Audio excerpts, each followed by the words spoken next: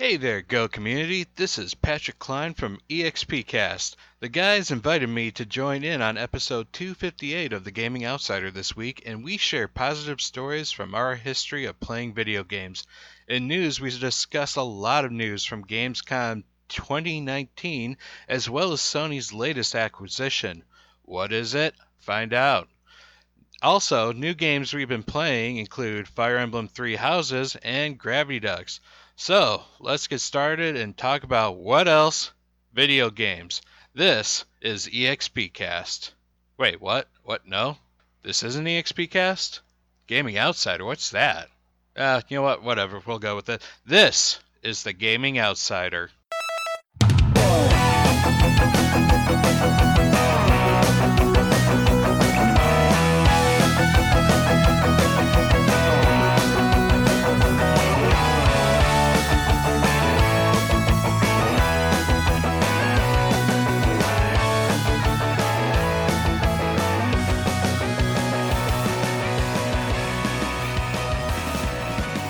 Greetings, programs, and welcome to episode 258 of The Gaming Outsider, a video game podcast with a focus on our incredible community. It's Monday, August 19th, and I'm coming to you from Chris Berensmeyer's basement because technology sucks. If you haven't figured it out, our episode was slightly delayed, and that was because of, on my end, I had some issues, so I had to come over here to Chris Berensmeyer's house to record. But we made it, and we're here, and I'm excited to get started. I'm your host, Scott Clark, if you haven't figured that out already. And I'm joined, as always, by my fellow co-host. First off, a guy who's probably not kicking himself too badly for not getting hired by Game Informer, Mr. Zack Parkerson. Yep, I dodged the axe cut, I guess. Well, that's pretty brutal over there, man. It is, and I don't mean to joke and make light of it, because it is really sad that a bunch of people lost their jobs. But what do you think about that newspaper? Do you think that publication is going to be around, or is that going to... It's not dead in the water yet. They're not closed, but it's not looking good. Well, you know, and GameStop did cut staff from other areas too, but I mean, it's inevitable, I guess. It's just crazy to see names that you've associated with the website for years and the magazine that lost their jobs, like big names, you know? Exactly. It's kind of a bummer, but it'll be interesting to see what happens with that. Hopefully we'll have more information next week. But anyway, Zach, thank you so much for being here. Now, before I introduce our other host of this episode, I got to give a shout out to our Discord community because they reached out to us and said, hey, remember when you guys used to have guests on the show? Why don't you bring that back? And I said, that's a great idea. And we brought a killer guest for this episode. It gives me great pleasure to welcome from the EXP Cast, my friend, Mr. Patrick Klein. Pat, how you doing, man? I'm doing great, and just for reference, the person was still alive last time I checked. All right. Whoa, it got dark, man.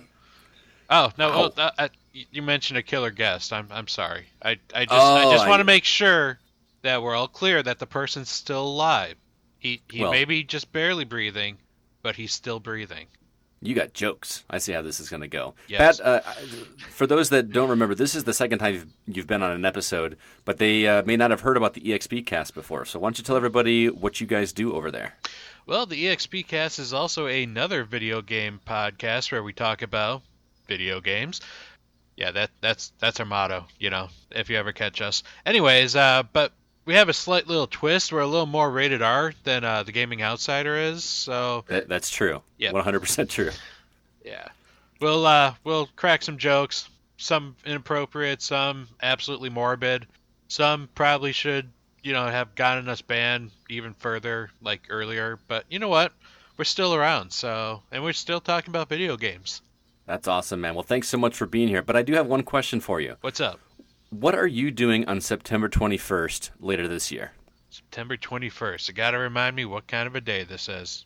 Well, it's a very big day for the Gaming Outsider because we are hosting the Rock River Valley Video Game Convention in Machesney Park, and I'm very excited about it. And you're coming, aren't you? You know what? Last time I checked, I was told I was supposed to be there. Yeah, you're actually working the event. You're manning a table for me, so I hope you're going to be there. But and actually, we have some very big news. Zach, I always announce the really cool stuff. Why don't you tell everybody what's going on for R2V2? What's the big news of the day? Oh, man, you know, wow. Friend of the site, blah, blah, blah. Melissa Hutchinson is a special guest. Yes. Melissa Hutchinson. If you don't recognize her name, you will definitely recognize her voice. She was the voice of Clementine in the Walking Dead series by Telltale, and she has agreed to come as our third special guest for Rock River Valley Video Game Convention, and we are beyond excited. And Zach, you and I actually met her at E3 a few years ago. Yeah. Isn't she not just like one of the nicest people? Of course, yeah. She and, Sissy is nice as well. Look forward to meeting Courtney. Mm-hmm. That was there was a Telltale back then when we met her. Yeah, that's a good point. But so Sissy Jones, Courtney Taylor, and Melissa Hutchinson will all be there, available for pictures and autographs, and get to ask them some questions about what it's like to be in the voice acting industry. I'm very excited for that. And also, we have some sponsors. We have some people that have decided to help support R2V2, and we're going to go through a few of them here in the episode. Our first one is Dairy House. I know, Zach, you remember Dairy House from when you used to live up in the Midwest, right? Yeah, all the rich people in Rockton ate there. It's an awesome place for ice cream. They've got some fantastic ice cream. In fact, Brent, the owner, is going to be selling ice cream at R2V2 during the event. But if you are in the Rockford area and would like to go check it out yourself, be sure to head over to 113 East Main Street in Rockford for some delicious, creamy delights, as Dane Cook would say, right? That's what he called them? Well, that's... Our EXP Cast is rated our podcast, Scott. We can't talk like that here. Yeah. Well, you could. Okay. No, you took it a different turn than I was, but it's all right. Anyway, thank you to the Dairy House for supporting us. Also, Open World Gaming. We actually met with these guys yesterday. They are starting. Open World Gaming is a LAN site. It's a business where you can come in and play games online with your friends. They've got 25 Xboxes, 25 PS4s, 25 PCs, and 4 Switches. They're building a stage for 6-on-6 esports competitions, and they open up on September 6th. So be sure to check those guys out. They're also helping us out with R2V2. And the last one I got for this section of the episode is Jack's Tire Sales and Service up in South Beloit on 4829 Prairie Hill Road in South Beloit. Their website is jackstires.com. They're locally owned. Hit the road with Jack's for all your tire needs. Also, do us a favor if you can on social media. Like the R2V2 page on Facebook. It helps us get the word out. We're trying to spread the word, make sure everybody's aware, and it helps us a great deal. Also, we have our Gaming Outsider versus Hollywood Outsider charity drive for the American Foundation for Suicide Prevention. Amanda Sink over at the Hollywood Outsider is heading up that whole event here in Rockford. It's a fantastic event, and we decided to do a little competition with the Hollywood Outsider to see who could raise the most money from their community. So be sure to check the show notes of this episode for a link there if you feel like being generous to a good cause. Highly recommend it. And please don't let the Hollywood Outsider win, because we have the best fans all around. With that, let's go ahead and jump into the week's news.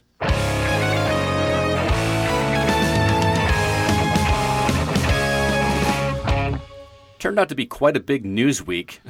Gamescom, which is, been notorious for having a lot of good information and good things being revealed, just seemed to really bring it home this time. Would you say so, Zach? Yeah, I think you and I are going to have to figure a way to go to Germany next year. Yeah, I think so. I don't know how we're going to afford it, but I've never been overseas. I've been to Mexico and Canada, but I've never been across the old pond. So we may have to make that happen one of these times, man. Scrape up some pennies and dimes. Yeah, or we could charge Patrick for being here, and he could, Nah, I'm good. I figure my presence enough was, torture, and you guys are earning your keep. Just Well, here's what we're going to do. With all this stuff from Gamescom, we're not going to go through every single thing that was announced because there was a lot, but we're going to break it up into segments here and kind of bring to light which things stood out to us. So we're doing them a little bit out of order, but I wanted to start with this Gamescom opening night live, which was hosted by Jeff Keighley. He kind of headed this whole thing, did a nice presentation, and lots of things were announced. There were some definite standouts, but I'm pretty sure I feel confident in which one stood out the most for Zach. Am I correct there, man? Gears 5 getting a new trailer? Yes. What'd you think? Did you finally get a chance to watch the trailer? Because I know you didn't get to watch it live. That's a good trailer. That was a very good trailer. Very exciting. I love that. I mean, the trailer was mostly like, hey, remember the ending of Gears 4?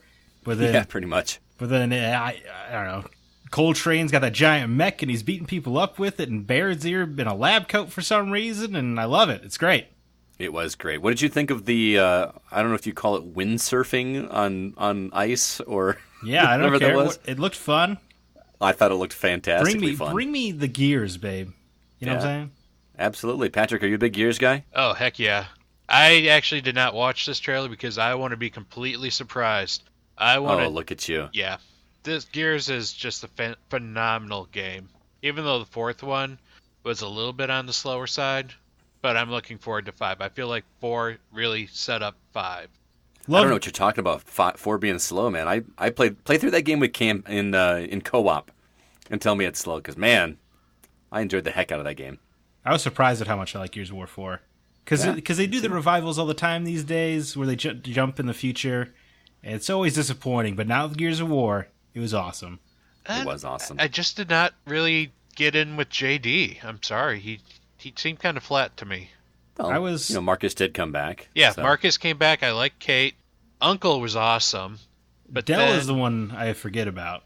Yeah, Dell was forgettable too. But JD I liked, but he was voice acted by Liam McIntyre from Spartacus. Huh. Look at you, man. Spartacus I cannot wait. And how about that Horde mode? Because Horde mode is a big selling point on Gears for me, which is weird because I'm not a big multiplayer guy, but there is something fun about getting together and just taking out wave upon wave of enemies. Like some of the characters have special abilities now. You can play as Jack, which is cool, and it's also in the campaign, by the way. You play as You're Jack? not excited about that? I don't need to play as Jack, no, but whatever, I'll take it. I'll play a support class all day long. That sounds like a blast to me. But I only want to play as Baird. I've only ever played as Baird, and I will only ever play as Baird. Yeah, I usually get stuck with Carmine. That is not. I don't mind. That's not going to work out well for you. No, it's not. It's not. Any other games besides Gears stand out to you guys? Well, the one that really stood out to me was Little Nightmares 2. Mm-hmm. There's something about that style of game and also the whole survival horror theme. Like I've seen I actually never played Little Nightmares, but I've heard great things, and this makes me want to, in October, like just kind of play Little Nightmares along with some other horror games, just to kind of, live up to the Shocktober, what you gotta do with all those horror games during that time. Do you guys tend to play horror games during October? Last year I went through and played the original Dead Space, and I think that this year I'm going to go through Dead Space 2, just because it's the better game, and I love that series to death. So everyone loves Ping. Yeah. And someone posted an article about the moments in games that made you squirm the most, and they showed a picture of that scene from Dead Space 2. You know the one. You know the one I'm talking about if you played the game. So, but back to Little Nightmares. I played some of the first one. I didn't get too far into it. I think what I wanted was like more of a Limbo experience. And Limbo was brilliant in it made you feel smart for doing very simple things. And Little Nightmares was a little bit more complicated than I wanted, and I think I just gave up too quickly. I need to go back. I might do the same as you, Patrick. Play it around Halloween in time for the second one. What did you guys think of Predator Hunting Grounds? Because I'm not usually big on these 4-on-1 type games like Friday the 13th or Evolve, but there's something about the Predator being involved that is way cooler than Jason ever was. I'm kind of excited to play that one. They're bringing me back in. You just putting a license you care about on a game that you're familiar with. That's true. But I am excited for it, so cool. Sign me up. I love the little opening video when they have the cassette tape in the helicopter that's playing the line, was it Ain't Got Time to Bleed or something like that? That's a nice little callback to the movie. I love that one. I know that Nate Lucas is really stoked about Kerbal Space Program 2, which is another surprise. He loves that first game, so he's going to be keeping his eye out for that one for sure. What about Comanche? I got real excited when they started unveiling this trailer for Comanche, because they label it as helicopter combat, and I'm like, yes. Or I want something like Urban Strike or Desert Strike. Remember those games from Super Nintendo? Give me that. Those were amazing. Yeah, and then this winds up being a multiplayer shooter. Which isn't Comanche an old franchise? It is. Yep, they're bringing it back. Yep. Why? I don't think it was multiplayer before though. It was a single player experience, wasn't it? I've never actually played Comanche. I just remember the Strike games like Desert Strike and Jungle Strike. So you were like me. You wanted one of those games again. Yes, I would love to have that first-person helicopter experience, but I would like to have it as a campaign. Yeah, me too. Hopefully there's a campaign buried in there, but it seemed like it was very multiplayer focused Lots of helicopters all fighting against one another, which I'll still check out. But I'm with Patrick. I would have much rather had a campaign centered around helicopter combat. THQ Nordic is going to be putting out a game every 3 weeks, I think. Seems like it. What'd they say, 84 exclusives that they have lined up? Yeah, they got a lot of games insane. in development. They own a lot of properties for no reason. Yeah? Well, they did buy up quite a few, didn't they? Yeah. Well, I feel like every day in the news, I'm like, oh, THQ Nordic has bought the rights to Altered Beast. Oh, man, that would be amazing. Bring back Altered Beast. There's no need for Wise from your grave. Do it. Did you see the trailer for Humankind? Which it was like the weirdest trailer I think I've ever seen. Did you see it? A lot of trailers. There were some pretty weird trailers this week. Yeah, Humankind has like a caveman inside of a spaceship acting like a DJ. It sounds like I'm making it up. I'm really not. No, it sounds like a game that Scott Clark would make. Well, it's a world-building game. It's like a Civilization-style game. So it's supposed to let you... They touted it like you could bring in different time periods together or go back to different time periods. So I think that's what they're going for, but it looked like a Geico commercial. That's all I could think of the entire time, was the guy full of makeup. But was anybody else disappointed that Jaeger's next game is not something like Spec Ops: The Line? Because that was a rumor. Yeah. Could we have another Spec Ops: The Line, please? Like that studio is making a multiplayer-focused first-person shooter. That's not what I want out of those guys. Right. Yeah. Well, what do you guys think about the Need for Speed? That was a big trailer that dropped this week. Oh, I think I fell asleep when it was on. Yeah. I mean, the story just looks like every other Need for Speed game at this point. You're a street racer doing illegal things and trying to get away from the law. And can we just have more Burnout, please? That's what we all want, isn't it?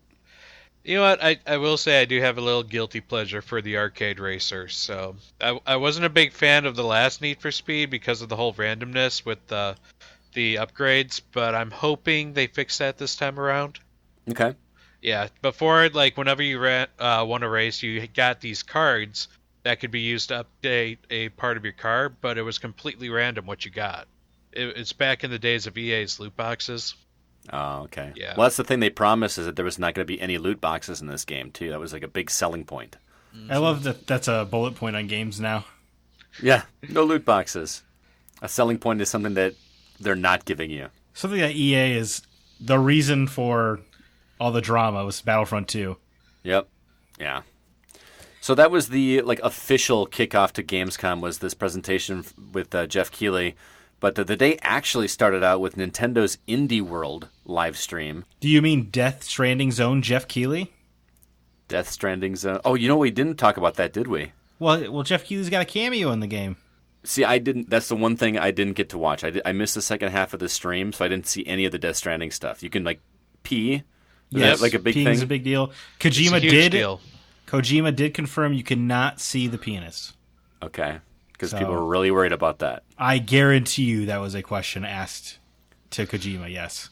Oh yeah. So Zach, you got a chance to watch this. Can you tell me any more about what this game is from what you saw? Because I did not get a chance to see anything. I only saw snippets as well. At this point, I'm so jacked for this game that I don't need to see the P gameplay. I just want to play this game.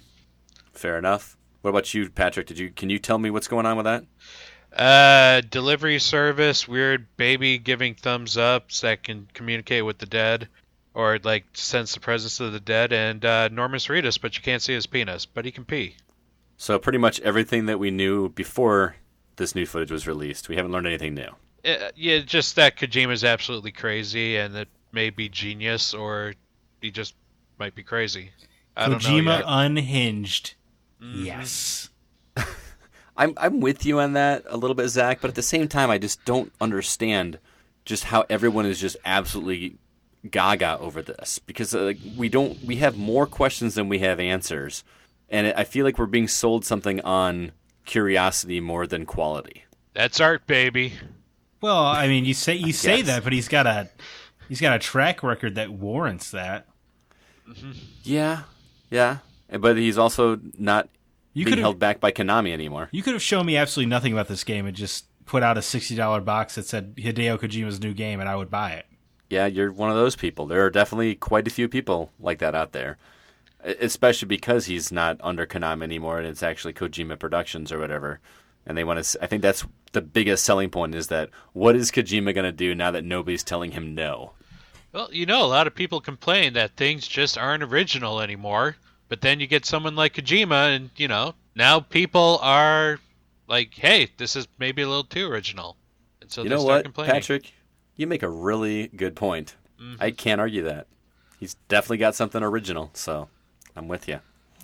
All right, let's go ahead and move over to Nintendo then. As I alluded to earlier, the day kicked off with Nintendo's Indie World, which is a live stream for about 20-25 minutes or so. And boy, did they show us a lot of games. I could go through and read the entire list here, but I'm not going to because that just makes for bad radio. So I'm just going to push it off to Patrick and say, Patrick, what's something from this list that stood out to you the most? Well, the one that absolutely stood out the most for me was Ori and the Blind Forest coming to the Switch. Yeah, it was heavily rumored that it was going to be there. And then they dropped that announcement. That's a huge announcement for multiple reasons. Oh, have you played it on Xbox? This game is absolutely fabulous on Xbox. It's one of those games that you play within the first 15 minutes and you just get misty-eyed. The music is beautiful. The story just draws you right in and makes you feel for these characters that don't even actually talk, but you can see the emotion conveyed just in their actions and the animations. It's so gorgeous. I agree. It's like the movie Up in video game form. Okay, let's calm down. This game is Ori a is masterpiece. Okay.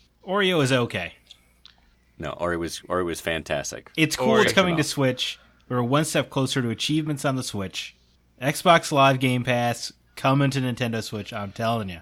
That was going to be my next point. Is what does this mean about the relationship with Nintendo and Microsoft? Because Microsoft has letting them put their game on Nintendo. Is there gonna be some reciprocation here? Are we gonna see it? Like you said, Xbox Game Pass on. You will not see Mario on Xbox. That will not happen. Could you imagine? No, I can't. I literally cannot imagine it. I actually can't either, because why would Nintendo do that? That would just... I can't think about the Zelda interface and see the Xbox buttons up in the corner. I just can't do it. Oh, man. What if Metroid Prime 4 is revealed as an Xbox game? Oh, I would pass out. That would be amazing. It's like, we're bringing our first-person shooter to the Xbox in our partnership. Oh, being able to play that without funky controls. I mean, the GameCube was okay, but... Yeah. Actually, playing that with the Wii controller when Metroid Prime 3 came out was like, why can't we play more shooters like this? I would totally play more first-person shooters with a Wii remote. I was going to say, what actually does seem moderately possible is when they're hyping Metroid Prime 4, they're like, Metroid Prime Trilogy remastered for the Nintendo Switch and Xbox One. Oh, don't tease me, man. That would just make my day. You have no idea. I would be pretty stoked about that. What about you, Zach? Anything else on here stand out to you? The Skater XL game kind of caught my eye. Really? Yeah. It looked a little Tony Hawk-ish a little bit. I think it looked more skate than Tony Hawk, but yeah, I don't know. That's cool. When was the last time you had a good skating game? We haven't had a good one in a while from the people that actually played these games, because I'm not big on them, but yeah. I don't know. Something about it kind of stood out. I mean, it's cool that Super Hot's coming to Switch, but I've played that a few times. But yeah, I don't know. There's something about Skater XL, which is like, I just kind of got excited about a skating game. I was like, oh, you know what? It has been a while. Yep. Also, I love that somebody put in the format here for the game Creature in the Well, which is one that stood out to me. Scott Clark will play this game. You're absolutely right. I actually played Creature in the Well at E3 and loved it. Loved that game. It's a dungeon crawler with pinball mechanics built into it, and looks great. But not the first time we've seen it. One of the ones that stood out to me that I'm shocked is interesting to me is The Tourist, spelled with a Y. Oh, is this the Zelda-ish one, right? It looks kind of It's, again, someone put in the format here: Minecraft meets Zelda meets Earthbound with a question mark. That's actually a really good way to put it, because the characters look like Minecraft characters, which I know is a big turnoff for some people. But it looks like an adventure game with this quirky nature to it and interesting puzzles. It looks like a good time. I'm interested in that one. I will be willing to check that one out. Yeah, for sure. I thought Skellboy looked interesting. It looked like Paper Mario, but with prettier graphics. Yeah, it's got those 2.5 HD graphics that we've seen in Octopath. Mm-hmm. It was pretty sweet. There are a lot of games with cool names, but I didn't get to watch the whole indie showcase. So, what is this Close to the Sun game? I don't remember what that one was. Patrick, can you help me out? That one was in the 30-second, or when they showed there was like a montage. Montage where everything got 5 seconds, and I think that was one of them. And I might not have completely caught that one because I might have been writing notes on other ones. I mean, that Spiritfarer game looked good when we saw the trailer. I think at E3, right? Yep. Mm-hmm. Yeah, that looked really cool, and I think it's pretty neat that Hotline Miami's coming to the Switch. I've still not played those games, so it might be time for me to jump in and try those because I hear they're pretty fun. They were incredible on Vita, so I only imagine they are a perfect fit for the Nintendo Switch. There you go. I gotta put a plug in for Freedom Finger. Yes. Chris Berensmeyer is all about that game. He loves shmups, and if you're a fan of dirty rock music, and when I don't mean dirty as in terms of R-rated, just like that. I don't know how to describe it. Just they've got a killer soundtrack for this game. They got Red Fang as this playing in the trailer, and you play as a spaceship that's shaped like a middle finger. Yeah, you do. And the voice cast they got for a game that sounds as ridiculous as this is incredible. Nolan North is in this, I think. It's just crazy. Although there's a whole list of talent for this game, and they somehow pull it together, and it's great. I liked how they one of the developers. I liked how how they kind of changed the graphic styles in various forms. You had some that looked pixelated, and then you had some that had more of the cell shading. It seemed to vary from level to level, they're paying homage to different shoot 'em ups, as well as just all the different forms the ships can take. There was one that had a chicken. Who doesn't want a chicken on their spaceship? Exactly. There's even a mechanic. I don't know if you could see this in the trailer, but you're shooting bullets out of this middle finger, but you have another mechanic where you can actually punch forward with the ship. It actually makes a fist and goes forward. It's hilarious. I'm looking forward to that game. It's cool to see Torchlight 2. I feel like Torchlight, that series is severely underrated. I know everybody just raves about Diablo, but those were solid games.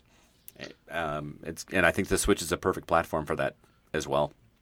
Then they also showed that Europa game, which really kind of got me dizzy just watching it.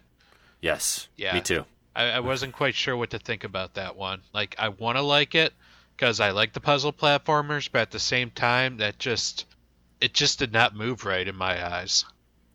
Well, we'll have to see how that one plays out. Yeah, but there's a lot of games to pick from here, and I was very, very pleased with their indie showing. What the Golf was on there. I don't know why that intrigues me, but because I kind of like golf games. So, is it Golf Story, or is it Everybody's Golf? Neither, I would say. Yeah, I would say neither. Okay. It looks more like an arcadey, goofy golf game. At one point, you're hitting a soccer ball instead of a golf ball, or a cat, or you're bouncing things off of buses, and yeah, it's like mini golf, but to the extreme. Oh, okay, I like that. Yeah, that's the impression I got. Again, it was a very short little bit that we got there, so pretty decent showing from Nintendo. Surprised that Killer Queen Black was not on that list, because I feel like that was being showcased for the Nintendo Switch, and not even a breath of that, and that's supposed to be coming out next month. So maybe that's why. Yeah, that's my guess. Well, some of these are available now. So, Hotline Miami, you could download that right away. Yeah. So, well, the surprises of fun there. But you know what? Hey, I get to be one of those people who's like, man, if you play Killer Queen, it's so good. Because I finally played it. You did finally play it. I can't wait to play that with the community. I know I say that every time we bring it up, but... All right, let's go ahead and move on. Another announcement from Gamescom. Tommy Tallarico and Intellivision gave us a first look at the Amico console. He had a little trailer, and he kind of spoke about how this console has a focus on in-person multiplayer gaming experiences, and how it is for gamers of all skill levels. And we even saw some gameplay, brief gameplay of games that look like Asteroids, maybe Missile Command. and then even a little Echo the Dolphin shot at the end. A lot of people are kind of on either side when it comes to interest for the Amico. What do you think, Zach? Scott, a meeting with the guys behind this thing at E3 really changed my mind on it. Because before I feel like the press was really reporting it as like these crazy people trying to make a console. So that's kind of what I thought they were doing. But then when you meet them and talk to them, like, no, we have like no interest in competing with the consoles. This is a whole different thing. We're trying to we're going after families and kids, and we want people to play together and have fun. We're not trying to compete with the Xbox, which I feel like is what a lot of the press when it was announced kind of tried to claim. Well, I don't think that they're, regardless, even though they're saying they're not, I don't think they would be a competition for Xbox. I think the bigger competitor for them is Nintendo, because Nintendo's kind of doing this family experience now, but maybe not as couch co-op experience as this console is. This is kind of going after that nostalgia of the pre-internet days. Yeah, and it's exactly what they're going for. I'm excited for it. I know CB's excited for it. I'm very excited to get my hands on that and see what it's all about. I mean, I know when you think in television, I think of old school in television, like, in the Atari 2600 days when things were very pixelated. And some of this looks like that, but it still looks vibrant. And it just looks like just good old-fashioned fun. And it's supposed to be very affordable. It's not going to be a high-end console. And all the games are exclusive for it. So Earthworm Jim is supposed to come to this. Exclusive to the Amico. A new one, right? Yeah, a brand new one. So I'm very intrigued to see where this is going. Patrick, are you stoked about this one? I am stoked to play this with you, but I will not get this. Oh, okay. So you're going to come over and bum mine, is what you're saying. Yep. With the focus of the whole couch co-op, unfortunately, I don't really have anyone to couch co-op with. So, yeah, I'm lonely. So all you single ladies out there, hit me up sometime. All right. Are you on any of the dating sites that we can give them your link? No, not at all. Oh, okay. He exclusively meets women through podcasts. Yeah, Gaming Outsider, perfect dating site. You know what? If you play your cards right, we'll put in a good word for you, man. Sweet. Well, let's go ahead and move on. Microsoft also had a presentation they called Inside Xbox. Not a whole lot of new stuff, but there were some interesting things. What stood out to you the most, Patrick? Well, the one bit of news that I really enjoyed was the fact that Metro Exodus's DLC, the 2 kernels, came out that day. Yes. And I already played it and beat it, and it was a lot of fun. Oh, wow. You played that whole DLC already? You can beat it in like 1 hour. It's short, but the atmosphere, it's gorgeous. It was great to just come back to the Metro world. Loved it. But I will give you a warning. It does spoil a lot of end game scenes, so you might want to hold off on playing this until you actually beat the game. Oh, well, thanks for the warning. For those out there interested. Does anyone play story DLC before they beat the game? You'd be surprised. That's madness. Madness. Yep. I'm with you. I don't get it either. What about you, Zach? I'm sorry. I cut you off there, man. Go ahead. I said otherwise, they showed a new Blair Witch trailer, which was, fantastic, and it's getting me really hyped for the game, as well as announcing that it's going to be free on Game Pass. Yeah, that was good news because I like trying things out on Game Pass instead of having to risk it by buying it. So, yeah, I wonder because right? We always get scared when a budget title comes out, like a $40 game. Oh, it's a budget title. Are we going to get to where if it's released on Game Pass that we're going to be worried about the quality? Or, I mean, all of Microsoft's first party stuff is going to come out on Game Pass. So are we safe to say that we get a good shot of things being quality if they're on Game Pass? I mean, we got a lot of great stuff that's on Game Pass that probably people wouldn't have tried otherwise, like take Outer Wilds, for example. Yeah. That seems to have taken people by a complete storm. I think it's great idea to put this on Game Pass so that people actually play your game. Right. It's like when Netflix was starting up and the originals had to be good. It's kind of like that. Oh, okay. Fair enough. Nothing else really stood out from Xbox. I feel like we saw a lot of things we had already seen. Had some cool interviews, but it was still a good presentation, I feel. Were you shocked by the size of the crowd at Gamescom? Because it felt very small to me. Well, yeah, I mean, my expectations for Gamescom were low, which I guess is not fair. But, so, I mean, I don't know. It's good for them. Yeah, very happy for him. There was one other presentation I got a chance to watch, which was the Google Stadia presentation. I sat and watched this with CB, and he complained the entire time. That sounds about right. Yeah. And to his credit, there was only one new game that was announced, and that was Orcs Must Die 3. The must-have game of the year. I wasn't aware they made an Orcs Must Die 2. I don't know. It seems very strange to me, and Chris made the argument that if you really want to sell this thing, you can't sell it solely on that you can play games like Destiny 2, Mortal Kombat 11, Borderlands 3, Doom Eternal, Watch Dogs Legions, Attack on Titan 2, these kind of games, when we can already play those games on other platforms. The selling point for this is that you can play it anywhere. But I think what people want to hear about Google Stadia is data and latency. Sell us on that. Or if you want to use games to sell it, have some exclusives. It doesn't sound like they have too many exclusives for Stadia, which I don't know if it makes sense or doesn't make sense, but I don't know. What do you guys think? Yeah, I think the Stadia is making a mistake that, like the Xbox One made, where they seem to be trying to cater towards a more casual audience, but if you want to sell your console, you got to go to the hardcore, and you're only going to interest them if you give them something they care about, not games they already have. But if you target the hardcore, and the hardcore people, gamers, will sell it to their friends. And I'm just worried about the whole data, to be honest. This system is going to use a lot of data, and you have to have a really good internet to be able to use it. And I just don't think people have, most average people have that kind of service going on right now. Yeah, I was actually on the line with my internet service provider last night trying to get my technology fixed. And while he's not fixing my stuff, he's trying to sell me on upgrading to unlimited data. And I just had him give me the price. It would cost me an extra $90 a month to go to unlimited data. Worth it for the Google Stadia. That's what I'm saying. That's the only reason I would need it. I don't come anywhere near my 1 gigabyte data cap in my home. And I told the guy, I'm the only reason I would ever need this is if I get a Google Stadia. And to be perfectly honest, I don't think I'm gonna. I think I'm gonna cancel my pre-order unless they make some changes here in the next month or so. I hope you have more than 1 gigabyte of data. I don't use more than a gig. A gig? Yeah.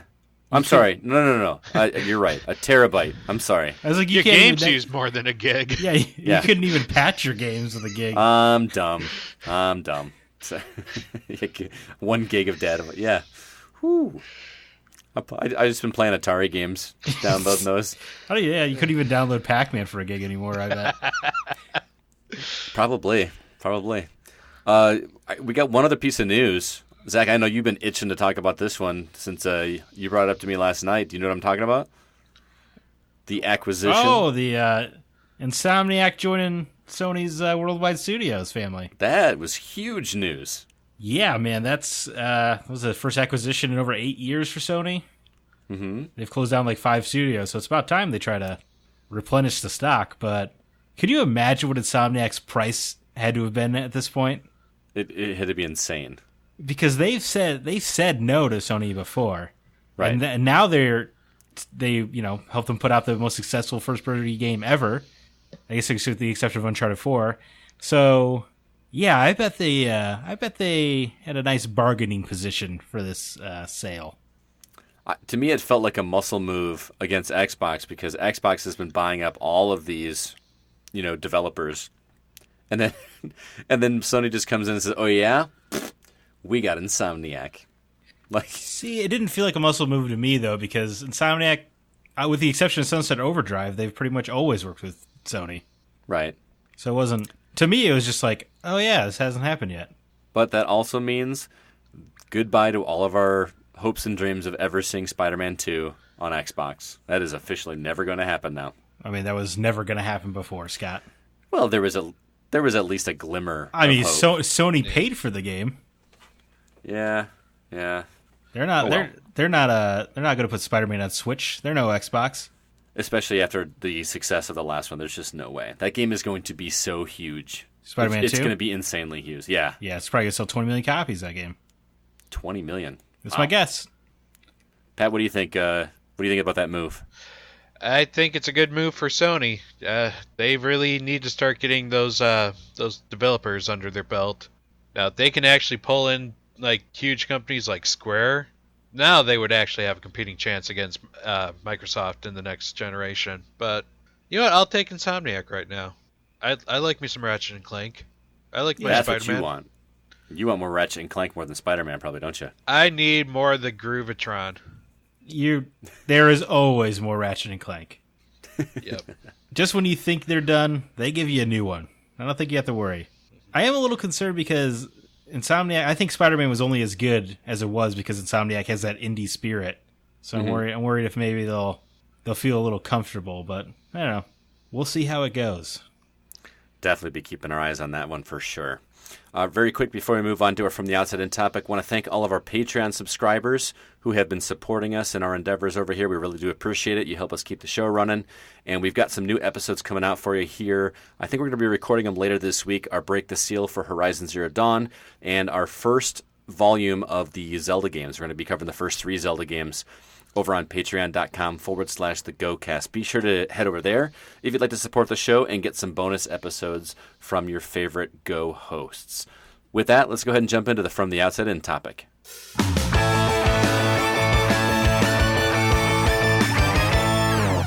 All right, before we get talking, I want to thank 2 more of our sponsors for our upcoming R2V2 event. First off, Octane Inner Lounge in downtown Rockford at 124 North Main Street. Fantastic restaurant. I had a burger there the other day. The staff is awesome.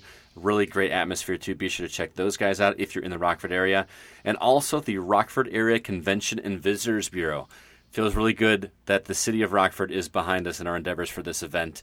This thing is going to be huge, guys, and thank you so much to that organization for helping us out. All right, so gaming has been getting a lot of bad press lately. It's no secret. We've already said our piece in a previous episode with our disagreement with how a certain subset of our government and society view video games in a negative light. But that's not what we're going to do today. Instead, we're going to go the other direction. Talk about the positive side of gaming.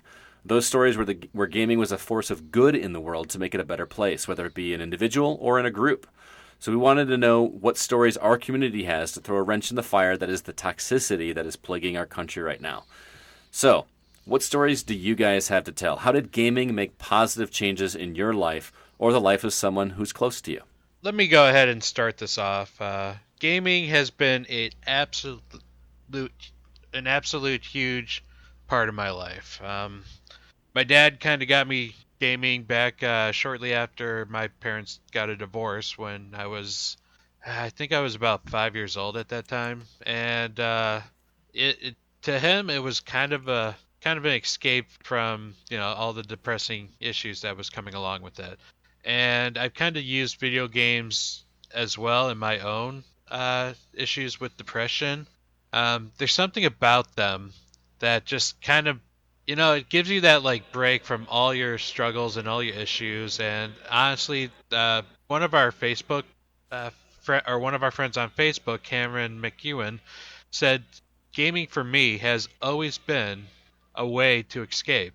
Say I'm stuck in my head or the depression is kicking hard, in a way to have human contact when you're mentally just can't pull yourself out of bed. And, I understand where he's coming from. It did give me that chance to kind of just...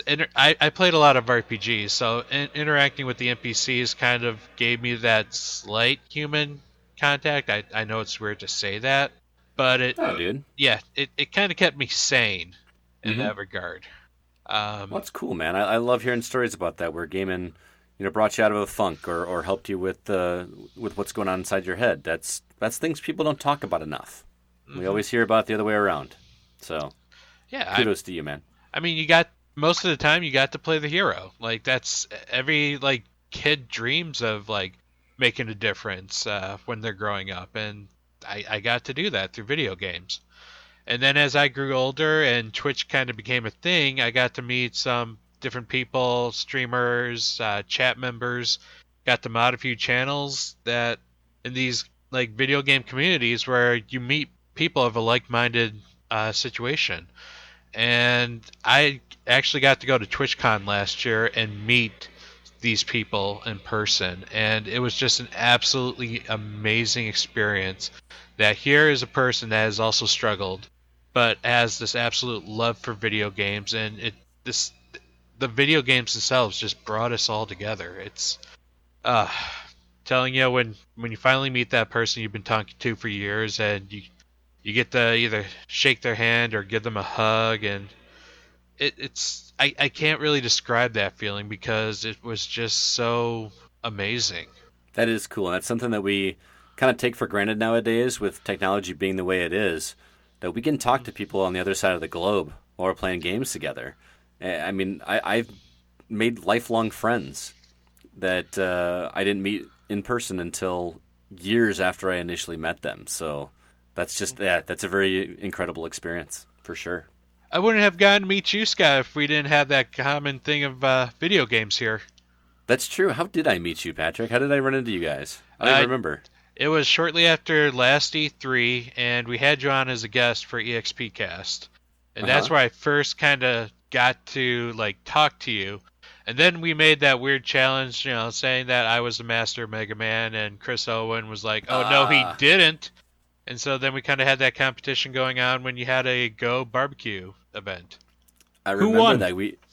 Chris did that time, although I was winning in the first round before the game mysteriously got shut off. Yeah, one of the consoles got unplugged or something, or it got reset. There was whispers of some kind of Foul play. So foul play? Yes. It can neither be confirmed nor denied, but then Chris came back and kind of took over the second time through. So I feel confident that Patrick would have actually won that event. But he got his he got it in the end, if you remember. Well, the second half of that story. Yeah, we did have a slight rematch on it. I decided to throw an impromptu, let's throw Scott and my friend Stoy into this competition as well. And caught them both by surprise. And I honestly did not know that Stoy's favorite Mega Man game was Mega Man 5. And that was the one he actually played religiously. So I apologize on that regard. Because we passed you guys by a whole castle. Yeah, I haven't played that game since it released. So I had no idea even what order or anything to do. But you guys kind of just destroyed it. Because didn't we do a pass the controller? It was Chris and I versus you and Stoy. Yep, and it was either you beat a level or you died and you passed the controller. Yes, yeah. And I think you guys beat the game before we even got to the first level of Wily's Castle. So it was a sound thrashing, as it were. Yeah, Dr. you guys Wily. got stuck. Yeah. Any other stories, those were good times. Good times. The other thing is, that event that we just had, or that we were just talking about, took place on Extra Life, which is a day in November where gamers kind of get together and they raise money for Children's Miracle Network or for the hospital of their choice, as long as they're kind of in the network. And that's another great thing that I don't think the media has been focusing on video games, as that or St. Jude's, how they have these days dedicated where streamers or just gamers in general just play and raise awareness for these causes. And that's something that video games do nowadays. They like to stand by these issues, such as mental awareness or helping kids get treatments for cancers, or just making wishes come true. Yeah, good stuff. Do you remember that charity? It was called Child's Play Charity. I don't know if they even still exist anymore. I have to look it up. Huh. But they used to do wish lists for hospitals, where you could actually purchase video games and video game consoles for the children's hospital, so that kids could have something to play when they're stuck in the hospital, on dialysis, or if they're in for several days and or weeks because of whatever life-threatening illness they have, and just to kind of bring some joy into their lives. I always thought that was awesome. Gamers doing things for good. And the amount of money that is raised for Extra Life is astronomical, and it gets bigger and bigger every year. And everyone just kind of rallies behind it, and I absolutely love it. So Mm-hmm. Good call, man. Good call. Zach, Yep. what about you? Any positive stories from gaming in your life? Well, one quick note is, thinking outside of myself is Pokemon Go was pretty cool when that came out. Yeah. I know I've joked before about seeing this tweet that messed up my life of the 2 months after Pokemon Go came out was the closest we've ever been to world peace. Yeah.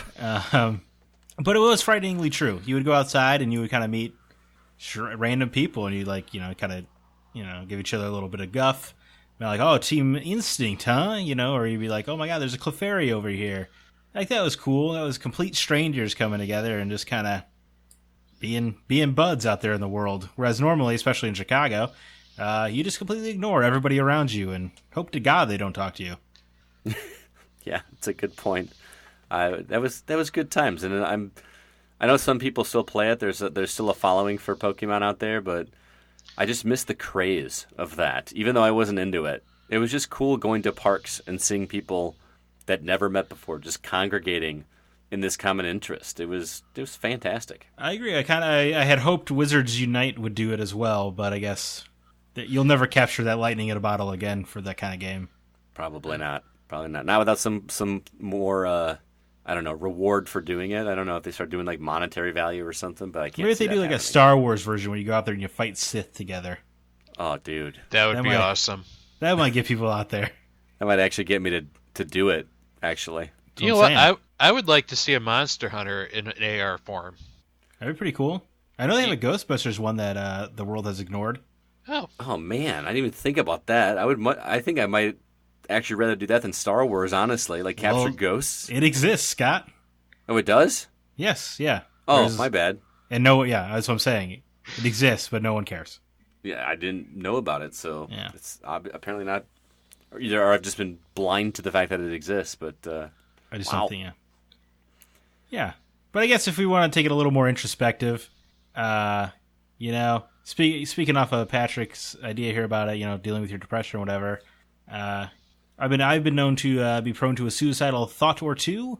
I've never crossed a bridge I haven't thought about throwing myself off of. But it was never as bad as it was in 2013. I was living out in a small town on the sticks all by myself. Like, I had no one to talk to. Complete garbage. Stare at a wall for hours. But anyway, I played the Tomb Raider reboot came out that March, and there was something about watching Lara Croft refuse to die that made me say, well, I can't. If she's not going to throw in the towel, she just got stabbed by rebar, and certainly I can't. And then, that was pretty cool. And then I took it even cornier and got the symbol from that game tattooed on my arm to remind me to be a survivor. So, yeah, Tomb Raider was pretty great. wow, Zach, that is that's an awesome. incredible story, man. Thanks for sharing. That's a pretty personal story. I really do appreciate that, man. Yeah, well, it felt like the topic, Yeah, I always got That tattoo on my arm for that. that feels like a story you need to tell Crystal Dynamics about, man. That Forward them this podcast. well, just man, that's something like you hear about, and it just goes to show, man. I've known you for several years now. I never had a clue that was a part of your life, and that just goes to show, how sometimes people like me don't pay attention to things like that, or ask questions, or reach out, and it makes me feel bad. I mean, But- I really don't blame yourself, man. No, I know. It's Don't say just That game You never saved your know. life, Zach. Literally. Well, kind of, yes. yeah. Wow, great story, man. Again, thanks so much for sharing that. That was great. For me, I'm not gonna. My story. I feel like I should have ended with you, man. You had by far the best story that's gonna be here, because for me, gaming has always been. You guys both talked about depression. For me, when I was growing up, I have never had a lot of self-confidence or self-esteem. I've never thought very highly of myself. But because I didn't feel like I was good at anything. I wasn't good at sports. I did fine in school and all that, but I was an awkward kid, and I just couldn't really do, no matter how hard I tried, I couldn't do anything to impress anybody. But as soon as I got a game controller in my hand, and nobody was watching me, but this game was telling me that I did a good job at something, whether it be getting that flagpole at the end of a Mario level, whether it be beating my brother in NFL Blitz or finishing a race. It's that sense of accomplishment. Like I feel like I was doing something. Yes, is it a video game? Absolutely. It's not anything that's actually changing the world or necessarily doing anything for good, but it made me feel good and it made me feel like I was doing something and I was good at something. I mean, it doesn't change the world, but it changes your world. Exactly. And that's what games did for me. I found my niche in something that I enjoyed, and I just found myself wanting to talk to anybody and everybody I could about it. I remember going to school and just trying to meet new friends to see who played games so that we could, hey, I've got this game. You want to trade with me? And I'll give you this game for a week, and you give me your game for a week. And because I didn't have any money, I couldn't afford to buy games, so I try to reach out to friends to trade with. It's kind of become part of my identity of a person that I am, and I feel like, as crazy as it sounds, a lot of the person that I've become and grown into is attributed to those early years of gaining a little bit of self-esteem for something as what a lot of people would consider as silly as video games, and so I have video games to thank for that. Also, it's given me a way to connect with my students, which I know sounds like low-hanging fruit a little bit because obviously a lot of my students love video games, but I've been able to use that to get through to some kids and make my classroom a welcome place. The look on kids' face, even some of their parents' face, when they walk into my classroom and they see the place decorated in Triforces and Amiibo figures and Mario paintings and just Mario video game stuff everywhere. And all of a sudden, there's like this barrier that's been dropped.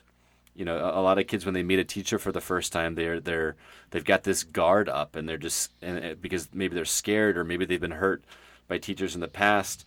And all of a sudden, when they see that a 40-year-old guy that's going to be teaching them for the next 7 or 9 months likes what they like, it creates an instant connection and makes my world easier in terms of actually educating these kids, and I love that. And plus, it's just fun, man.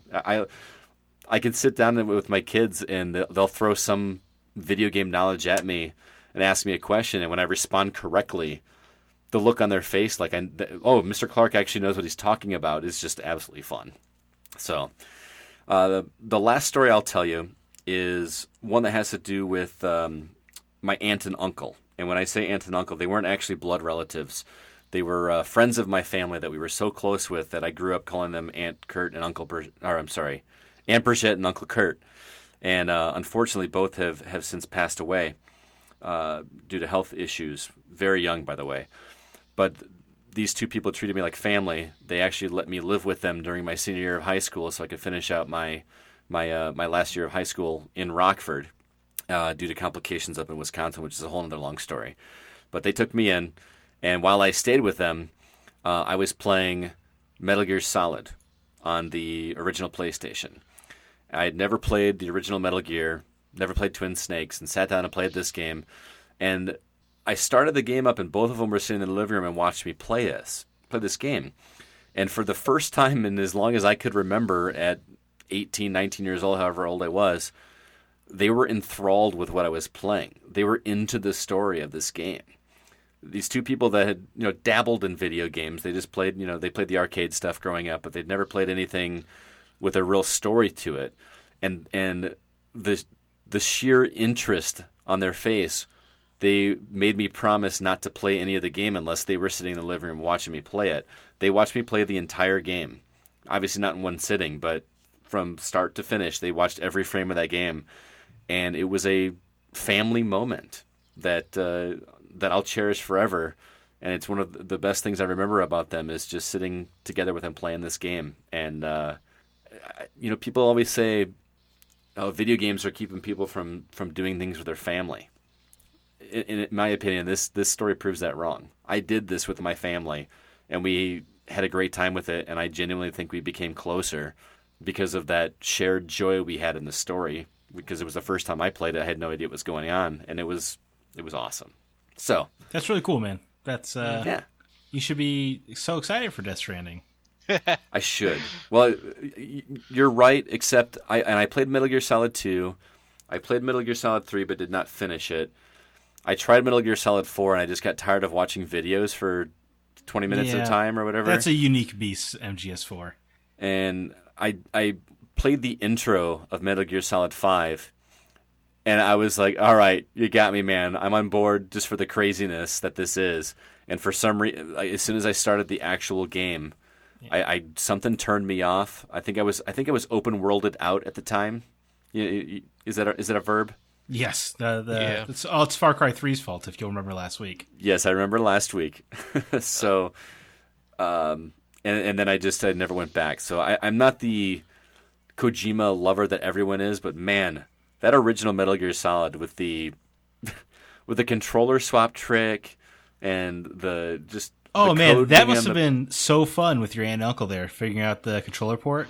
It was, man, because we didn't really... I mean, the internet was starting to become a thing then, but it wasn't like you could just go Google it. You know what I mean? And figuring that stuff out together was just absolutely amazing. And watching their minds kind of explode that this is what video games are doing. It's just an awesome, awesome time. So, all right, now that you've heard our stories, we'd like to share with you some from our members of our community. We asked you on Facebook, Twitter, and Discord to share your memories of gaming that had a positive impact on you. So we're going to share those here with you now because there are some really great ones. Zach, why don't you kick things off? Sure. I'm going to start off. It's a lengthier one. A lot of lengthy responses to this topic, I feel like. People really wanted to share their stories. This one's from Oscar Decker. For me, it's my own story. I grew up in an area with serious drug and violence issues. Most of the people that I knew as a kid are either dead or in jail, and it could have been so easy for me to be in the streets and become just another one of those statistics, but... and as cliche as this might sound, video games saved my life. Gaming is what kept me off the streets and taught me so many things like critical thinking, driving, and too many other to list. My grandparents saw this and catered to that and bought me new games for getting good grades and such, which in turn made me enjoy school and take it all the way to becoming the first in my family to graduate college. So gaming has always played a pivotal role in my life. Most of my friends who I have now I've met because of video games, from those late nights playing GoldenEye, Pokemon Stadium, and WCW vs. NWO Revenge in basements, Tetris Attack with my mom and her friends along with their kids, all the way to meeting so many people by playing Halo 2 on Xbox Live and meeting people in communities such as this one. I am so grateful for video games and the industry for helping me make friends, live out fantasies and game worlds, and ultimately keeping me alive. So much so that when I was asked once to write about the first time I fell in love, I didn't go the cliche route and write about my girlfriend, who I've been with for 13 years, but instead, I wrote from the perspective of 6-year-old me and the first time I played SMB, Super Mario Brothers, on NES on my birthday because gaming was my first love. Gaming, just like fine art, is good for the world, and just like fine art, gaming at times can be highly misunderstood. Wow, that was well stated, man. What a tale! I love that. Philosophical. That was very good. I really like that story. And that's another story. Gaming saved his life, like he said, and I'd be curious to hear what his girlfriend said about that story. But I hope she didn't hold it against him. But you never know. I mean, Super Mario Brothers was one of my first loves as well too. I mean, and this may sound sad, and maybe it's because I'm jaded because I play so many video games, or I'm spoiled because the games are just so on such a grander scale than they were when we were kids. I feel like I'll never feel about another game like I did those early days of Nintendo when things as simple, and I say that in air quotes, as Super Mario Brothers or Bubble Bobble were just the coolest thing I had ever seen, and I could not wait to get my hands on a new cartridge to go see what's in that cave in Hyrule in the original Legend of Zelda. Or the excitement when Super Metroid 3 commercial came on TV, and I had no idea it existed, and I just about lost my mind as a kid. I miss being that excited about games and just having that love and adoration for this hobby. Good call. All right, I'm going to go ahead and take the next one. This one comes from John Jerome. He on Facebook said, "My family and I watch a lot of movies, but a good story game gives us many more hours of enjoyment and bonding together. Making choices in games like Life is Strange and Telltale Games has brought us many treasured moments hanging out together and enjoying gaming as a family." And I think John echoes pretty much what I said about gaming with my family, which is very cool. And I love that he brought up the Telltale Games because those are fun games to play with a group. I mean, it's only one person playing, but when you've got a couple decisions to make and letting everybody weigh in about what you're going to say next and seeing the impact it has, I think that's really cool. The first time I played, oh man, help me out. What was that game with Hayden Panettiere? Until Dawn. Yeah, we all got it at the same time. That's good. Yeah, great game. The first time I played Until Dawn, I was sitting down in the basement with my buddy Jeff, who he played games as a kid, but he likes RPGs, not a big action game guy. And I said, why don't you check out this game with me? It's kind of like an interactive movie. And he sat down, and thankfully that game doesn't have a timer on its decisions. You can take as much time as you want. And we sat there and debated, like, what are we going to do? What are we going to do? Played through the entire game in one sitting. The entire game. And this is a guy that doesn't play games. And he's not technically family, but he's one of my closest friends, and it was a very, very cool moment. So these things are really cool. All right, Patrick, I think you're up next. All right, from the Gaming Outsider online community manager, Matt Hacksaw Sattler on Facebook said, In college, I used my Xbox as a way of outreach. I was on the campus ministers team and one of the men's dorm ministers. I would host NCAA, Halo, Madden, FIFA tournaments a lot. I am so sorry. There are weird commas everywhere here. I would host NCAA, Halo, Madden, and FIFA tournaments a lot and used that way to reach out to people. I made so many friends, one of which was my best man in my wedding. Games really helped me reach a lot of people I wouldn't have otherwise. And, it's the same. I totally agree with that. That's how I made a lot of my friends nowadays, is through games. And I wouldn't have met them otherwise. So they really are a good way to just kind of bond with people you may not have talked to otherwise, just kind of competing against them, or like Twitch, for example, was a great way that I bonded with video game communities. I mean, they're awesome. Yeah, awesome. definitely. Well said. I mean, Scott, Scott and I knew each other, but I think we really bonded through Gears of War, as I'm sure we've talked about on the show several times. But yeah, I feel like I met you when you were much, much younger. How old? Like, were you like 10 or 12 when I first met you? Young. Let's just say young. Let's say young. Let's not give away the game here. Yeah, and then Gears of War, which I'm going to get. Actually, you know what? That brings up a great point here. The next one comes from Aaron Peterson on Facebook. He says, I gave up gaming entirely for most of my adult years. Too busy being a dad, and that takes priority. My son asked me to play Gears of War with him on Christmas, the first year it was out, and I was hooked. I bought my own, and we played more together that Christmas than I had played in total for my entire life. And that same game introduced me to one of my now closest friends, and another semi-enjoyable Texan that I still play with on a regular basis. And Aaron's point here is valid. I met you, Zack. Like you said, I didn't really get to know each other well until Gears. One of my co-hosts from The Hollywood Outsider, we met on Gears of War. Yeah. That is a 100% true story. Never knew the guy at all. Played with him on Gears of War, and he was just a riot. And we wound up, you can friend request people on Xbox, and just kept lining up games and meeting up online, and then we did a podcast together. I met a buddy, Chaz, online, and unbelievably, he went to the same school I went to. Yeah, that is crazy. Like, that was pretty cool. I made a really good friend that way. Yeah, Gears of War brings people together, but none of us talk in lobbies anymore, so it'll never happen again. Well, we do when it's all people we know. So you do private chat, you do party chat. Yeah, exactly. Yeah, you don't ever. I was in a wedding 2 or 3 weeks ago. My buddy Mike Card, who we used to podcast together. I met him on a Rotten Tomatoes video game forum about 15, 20 years ago, which is funny because I was, like I said, I was in his wedding, and I didn't find out until I was doing the speech at his wedding that when I met him online, he was like 16. Oh wow! I had no idea, and now I'm in his wedding. That was a surreal experience, but it was. Now I'm traveling across the country to go celebrate his the marriage of between him and his wife. I never would have met him if we didn't love games. Yeah, Gears of War, a beautiful thing. Thanks, Aaron, for sharing the story. Since you got a cool ass kid. Yeah.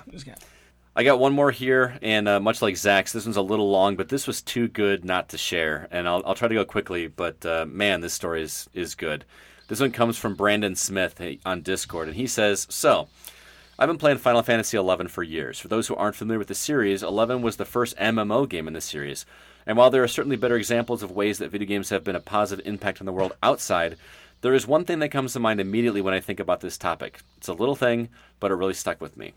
Some years back, an expansion to the game introduced a brand new feature where every player in the game could complete a quest to acquire their own NPC character who would fight alongside them in battle, making certain content in the game suddenly much more doable by single players in small groups. Everyone was excited about it, so much so that on the day of launch, hundreds of players on each server, most of the population, immediately jumped on this quest.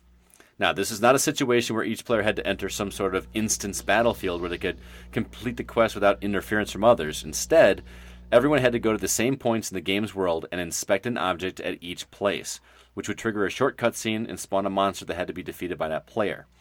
There was also a short wait time between one player completing the task and another player being able to start it. This very easily could have been a disaster, with hundreds of players still crowding around on top of these spots and clicking furiously, hoping to snag the next window. Or even worse, waiting for someone else to spawn the monster and then killing it before they had a chance. It's even possible that the first few players to attempt the quest ran into this exact problem. All I know is, by the time I got to the first of these great quest markers, what I found was a single file line of players, patiently waiting as the person at the front of the line completed their task, bowed courteously to the other person waiting behind them, and then trotted along to the next location. The line inched forward, as it does when you wait in line to buy tickets to a show or anything of that sort. One by one, each player got what they came for, and nobody had to wait any longer than anyone else. Nobody tried to cut in line. Nobody even questioned what was going on. As each new player arrived on the scene, they would stand aside for a few moments and as they surveyed the situation, and inevitably each one would simply run to the back of the line and wait. This experience gave me hope for humanity. Not only was this experience on the particular server where I played the game at the time, but I have since met players who were on the servers at that time, and it turns out that this is exactly what others experienced as well. Talk about synchronicity. And man, Brandon, thank you so much for that story, and I apologize for the length of it, but I got goosebumps just thinking about that, because I just can't imagine something like that happening today. Like, it would just be a madhouse. So yeah, it would not happen today. Right. It really wouldn't. I mean, that's what I say, I guess, but I could be proven wrong. But that's really cool, man. I mean, you've heard communities in like the Fortnite, like kind of gathering together to witness an event without trying to kill each other. Yeah, you know what? That's a good point. Yeah, it's true. Just like looking up at the meteors or whatever. Yeah, that's a really good point, Pat. Until the one guy like destroys the tower that they're all standing on and gets 57 kills at one time. And then apologizes for it later. Well, if he apologizes, then who cares? Come on. He's sorry. Mm-hmm. He's got the most kills in a single match in Fortnite ever. Because that one thing. So, man, that was some great stories, and that's all we're going to get to now just for sake of time. But thank you to everybody that shared stories. If you haven't already, check out on Facebook. We've got it on our announcements tab on there, or on Discord in our From the Outside In topic channel. Seriously, there's some fantastic stories. Go out and check those out. And speaking of our Facebook group, if you haven't gotten there, you can find it on facebook.com/groups/the GoCast. And we have some new members to say hello to. So it gives me great pleasure to welcome Roz Serrano Garcia and also Amanda Clemens. Welcome to the group. Hope you're enjoying the community over there. And over on Discord, which you can find a link for that in the show notes for this episode, we've got two new members, Alex Nisiandwander, and then also La Lamer Waffle. Those are the names of their handles on Discord. Hope you guys are enjoying the people over there. We got a good community over there as well. Speaking of the website, our website is thegamingoutsider.com, and if you head over there, you'll find written reviews from CB for the game The Blackout Club, and also a video review from Rel over at Rel Plays for The Church in the Darkness, which he talked about on the show either last week or the week before. I can't remember which one it was. So anyway, thanks so much for that. And with that, we're going to go ahead and talk about the games we've actually been playing.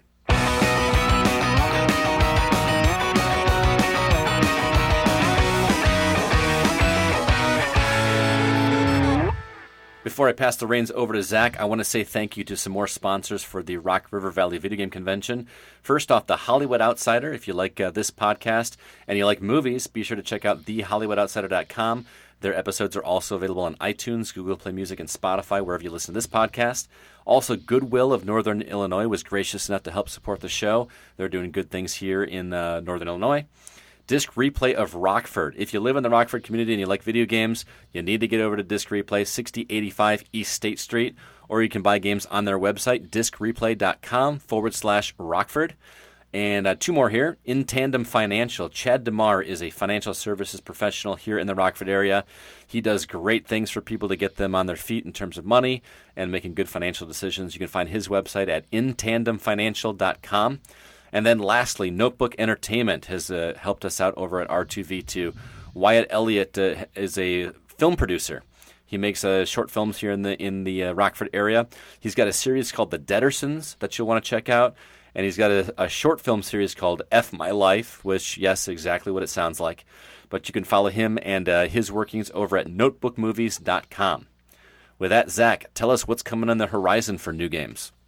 Sure, coming up first on PC, PS4, Xbox on August 20th is Remnant from the Ashes. This is the new game from Gunfire Games, who made Darksiders 3, which was pretty good. This game looks neat. All right. Then you got Rad coming out of Double Fine on PC, PS4, Nintendo Switch, Xbox One coming out on the 20th. Yeah, Yu-Gi-Oh! Another Yu-Gi-Oh! Game makes its mark. Somehow, someway, never dies. Yu-Gi-Oh! Legacy of the Duelist, A Link Evolution coming to the Switch on the 20th. And then, hey, you guys should really play this game. I don't know if anybody's ever told you that. Killer Queen Black coming out on Switch, Xbox One, and PC also on the 20th. We have, Gift of Parthax, which... Is this the shoot-'em-up game, right? I believe so, yes. Yes. Coming to Xbox One August 21st, but it will come to PC, Mac, and Linux September 12th. Then Ononaki, the new JRPG out of the Tokyo RPG Factory, comes PC, PS4, Switch August 22nd, and then Life is Strange 2 Episode 4 finally hitting August 22nd on Xbox One, PS4, and PC. What's exciting you there, guys? I have to go with Anunnaki, but I'm a huge RPG fan. I've loved the last two Tokyo RPG games, so Tokyo Factory RPGs. You love them? I love them. They were fun. Okay. You know, they have that slight nostalgic feel to them, you know, with the Chrono Trigger style battle system. Yeah, I guess... you're speaking my language, man. Chrono Trigger style battle system, I'm sold. Well, that's not the case in Anunnaki. If you like the Chrono Trigger battle system, I say try I Am Setsuna or The Lost Sphere. Ah, all right. Yep. I have to do that when I have time. Mm-hmm. Anunnaki's going to be more of I think it's more of an action-based battle system this time. Gotcha. Mm-hmm. As for me, I'll give you two guesses which game I'm looking forward to playing, but I think you're only going to need one. Yu-Gi-Oh!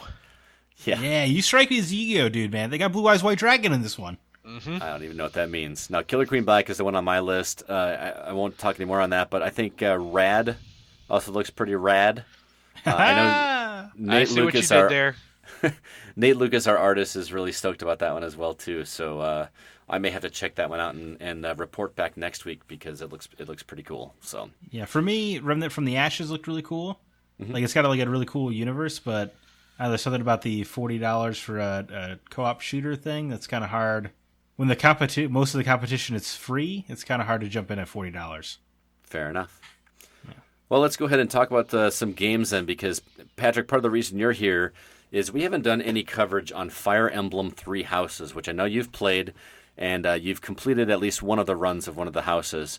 So I'm going to ask you some questions about this because I know very little about Fire Emblem, and from the trailer, it looks like this series is like a turn-based JRPG, but it's kind of grid-based, like a Final Fantasy Tactics. Is that a fair assessment? Yeah, this game would fall under what's called a strategic RPG.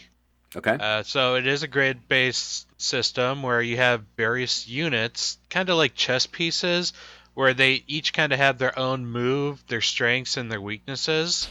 And you basically just kind of push them forward into the enemy army and try not to get yourself killed. Okay. Well, the cutscenes in this, which were very prevalent in the trailer, are very Japanese animation and look like there's a lot going on. What's the story in the... What Scott is trying to ask is, how anime is it, Patrick? There you go. Well, in terms of how anime it is, it won't be as crazy as some of the Japanese animes that you see out there. But in terms of actual animation, it is very beautiful. You will be playing this game, and just your character looks like something out of an anime, out of a cartoon. It's actually very beautiful, the style of art it has, or at least for the character-wise. Unfortunately, I can't say the same thing for the backgrounds. Those are kind of pixelated or super deformed, sadly. Now, some people are reporting that they're actually skipping the cutscenes and just getting right to the gameplay. Is that a mistake in your opinion? I think that is a mistake. Well, the gameplay itself is absolutely solid. In fact, one of the nice things about this particular Fire Emblem is you don't have to know how to play any of the Fire Emblems to enjoy this game, because they actually update the battle system to make it more easier for newcomers, so they don't have to know, like, originally it had a paper rock scissors style battle system. You had a sword that would beat an axe, that would beat a spear, that would beat the sword. You don't have to remember that anymore. Now it's now you can kind of push and strategize, like, maybe I want to pick these guys off far using magics or bows, or do you want to run in and send your tank to kind of weaken them so that someone with less experience can go on and finish them off, because it's the killing blow that gives you the experience jump. But to go back to your question, this Fire Emblem is very story heavy. And I think if you were to skip the cutscenes, you might not really understand what's going on, or just kind of get the emotional impact that this Fire Emblem tries to go for.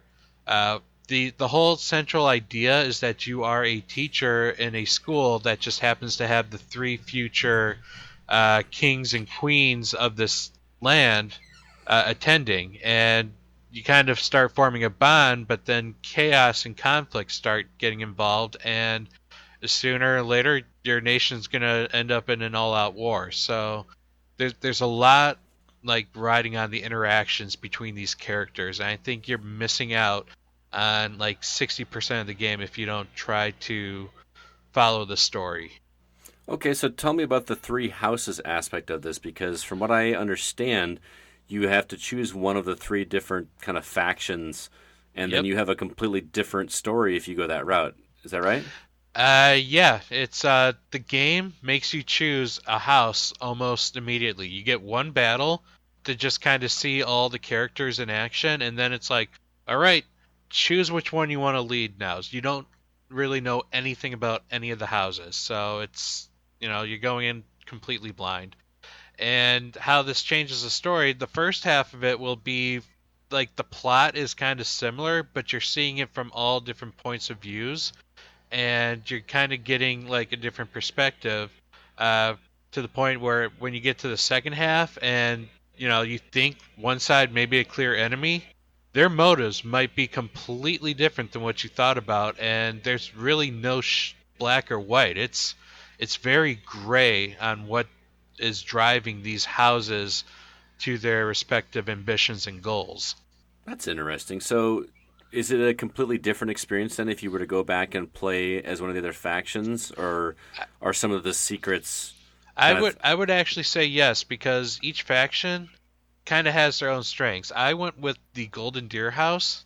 There's the Golden Deers, the Blue Lions, or the Black Eagles. Golden Deers were very like range focused. They like to have a lot of archers, where the Black Eagles were more mage focused, so you'll be dealing more with magic. Or they were also very big with like the tanks, the knights that could take heavy damage.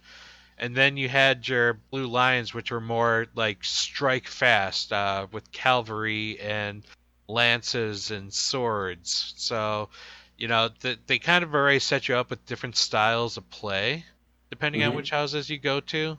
And again, just kind of, you're not getting the full story when you play one house, which for me took almost 60 hours to do.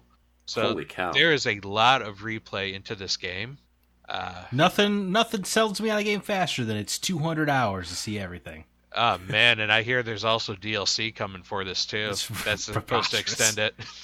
Hey, There might quick be question. more routes. You say each house kind of has a specialty.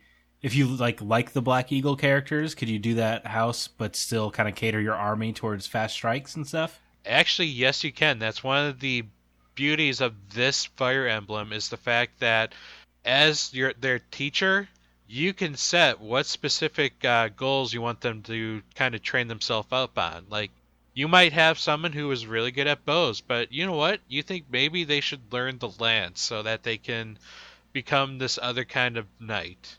And you can do that. You set their goals. Every time you have a class, they level up on those skills. And eventually you just got someone completely different than what they were initially set to be. That's so cool, man. Can you date your students? You know what? The recently the Fire Emblems were really big with the whole dating system. And while yes, you can end up having a relationship, it may sound weird at first, and it is kind of when you have tea time with your students, but later on, it kind of explains how that relationship happens. I don't want to go into spoiler territory for this, but I think I know what you're referring to, and every other podcast just seemed to freely ruin that plot development. Yeah, so we're gonna hold up and say that the relationship doesn't become as weird as you think it would be when it gets to that point. Love is love, Patrick. Yes, it is, even in the school. And your teacher also just happens to be roughly around the same age as your students, so you know what? It's not as weird. So normally I ask you if you recommend this game, and it sounds like you do 100%, especially since you put 60 hours into it already. Mm-hmm. So what I'm going to instead ask you is, what is the draw for this game that is getting people on Twitter just absolutely going gaga for this game? Why should I play this game? Well, I think the reason you want to play this game is it's just got an absolutely phenomenal story. This is a great entry point into this once unknown series that almost died, then kind of came back in the 3DS era. Mm-hmm. Because it's originally it was complex, but now it's just simple enough that it just caters to whatever playing style that you want to play. The battles themselves are very satisfying. It can be almost as easy or as hard as you want them to be, because of different levels. You can go casual, and then you can also, you can go normal or hard, and then you can go classic or casual. Classic will actually introduce permadeath to your characters. So if they die, they will literally die in the battlefield, complete with sad music, and I don't feel so good, Mr. Stark moments. I mean, you just restart the battle then?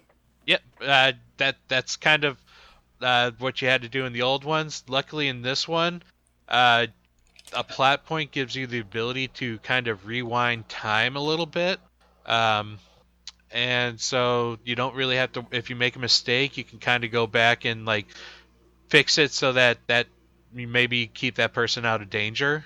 Or you just go to casual mode, and then your characters just withdraw and come back after the battle's done, so you don't have to worry about them completely dying. That sounds really interesting, man. If it weren't for the time sink in that game, I would be jumping on board on that. And I'm not as vehemently opposed to long games as Zack is, but I just don't have the time. I just really don't. At least not until after September. So games are coming out. It's going to be hard to squeeze in Fire Emblem right now. There's so many games coming out, man. September is looking insane. It's just absolutely insane. Did I tell you that I put in almost $700 in pre-orders just for September? Just for September, you've got $700 in pre-orders. Yeah, then I realized Gears 5 was one of them, and that was coming on Game Pass. I'm I could take that one off. There you go. Good call. So now it's just under 700. Under $700, so we're okay. Yeah. All right, so again, that is Fire Emblem Three Houses, which is only available on Switch, correct? Yep. All right, man. Well, thanks for the review on that one. Thank you. Well, in the similar vein of Fire Emblem, Sky, you've been playing the hardcore story-focused Gravity Duck on the Xbox One. Yeah, this is how Scott plays something new. to be able to talk about on the show. He goes and buys a $5 game that you can finish in 15 minutes and get all the achievements for. Oh, okay. Yeah. I didn't see that coming. I didn't realize that by watching the trailer. I had watched most of the game. Yeah, it was a very, very short game, but it's cute, is the best way to describe it. Very pixelated, 16-bit style. Super Meat Boy in that you were just trying to get from one spot to the other in like a single room that may scroll a little bit, but nowhere near as difficult. In fact, I kept waiting for this game to just kind of flip the switch and get difficult, but it didn't. The mechanic that's different in this one is that you just basically revert. You can't jump like you can in a normal platformer, like a 2D platformer. When you hit the jump button, it just reverses the gravity in the room. So if you're on the ground, you hit the jump button, it moves up to the ceiling.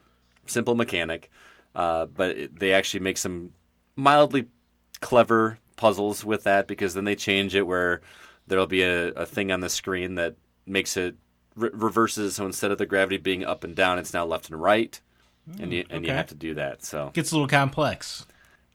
a little complex. Okay. Very little complexity in this game. So I don't know. I don't feel like there's a whole lot more to say about Gravity Duck. No joke. 15 minutes, and I had all the achievements. How many achievements? 1,000. Yes. Look at you go. Yeah. So Stevie must be sweating. No, because he did it before I did. Oh, well, okay. So fair enough. he actually beat it before I even started it, which isn't saying much since it's 15 minutes long. But yeah, if you're looking for a cheap 1,000 points, it's only $5, and it just came out last week. So it's made by the same people that made. Do you remember me talking about that Dig Dog game a while back? Where you? Okay. Yeah, it's the same publisher, at least, maybe not the same developer, but they're getting prolific, these guys. Yeah, it was pretty interesting. So that's all I've played new this week. Have you guys played anything else that you've been catching up on, or? Well, I managed to finish 2 games this last week. Look at you, man. A really long game called Dragon Quest Builders 2. You were playing that when I was up at your guys' event up in Milwaukee. Yes, I did, and yeah. Let me tell you that game has some really long chapters. It almost it was a little bit almost too what's the word I'm looking for? It overstayed its welcome a little bit. But long in the tooth, huh? Yeah, but so I had to take a break and then come back to it. But overall, if you like Mind Quest and you want Mind Quest with a story mode, do you mean Minecraft, perchance? Thank you. Yeah, I'm combining Minecraft. Yeah, I was wondering what Mind Quest was too. It sounds like Mind Quest is what this game is. When you search the App Store for Minecraft, you'll get the knockoff Mind Quest in the list. Yeah, probably. Yeah. Now, if you like Minecraft and you want more of a story mode and direction of what to build, Dragon Quest Builders is definitely something you should look at. I would definitely recommend the first one, but the second one had some really good, I guess, blueprints, I would call them, just kind of setups for your various buildings that you could build. So that was fun. Nice. Do you only play games out of Japan? Right now in catch-up mode, yes, but okay. I do tend to play a lot of just about everything. So okay, yeah, because the other game you're talking about is Shenmue 2. Okay, lay it on me, buddy, because Shenmue, this is one of the greats. You know what? And I was like, number 3 is coming out in just a few months. I really need to get number 2 done. And it's strange because it's ugly, but it's beautiful. I don't know how it works that way. The controls, controls are absolutely horrible because they're tank controls. Dude, I was gonna say you're probably playing the remaster, right? Yep. Do they still have the where you hold down the right trigger to run thing? You steer them like a freaking tank. Yep. Yeah. I wouldn't have it any other way. Some of those areas got like tight corridors and stairs that you had to make a quick U-turn and you just run into a wall. And it's like, come on. And it cracks you up because if you try to run up a staircase, the game knows that it controls like crap because it'll just put you on rails up the staircase. Yep. That's pretty fun. Did you finish it? Yes, I did. And I can finally say that I know what Shenmue is. You met the titular. Yep. The Shenmue. Shenhua is the female character that was on the box art for both games, even though she didn't appear in number 1, except for in like one cutscene. Well, So, Shenmue is the tree, right? yes, it is. Yeah, it is. That's so cool. A new Shenmue is a Shenmue tree. thing. That's I think that's rad. So you like it? You like Shenmue too? You know what? I did. I love this I freaking really game. enjoyed it.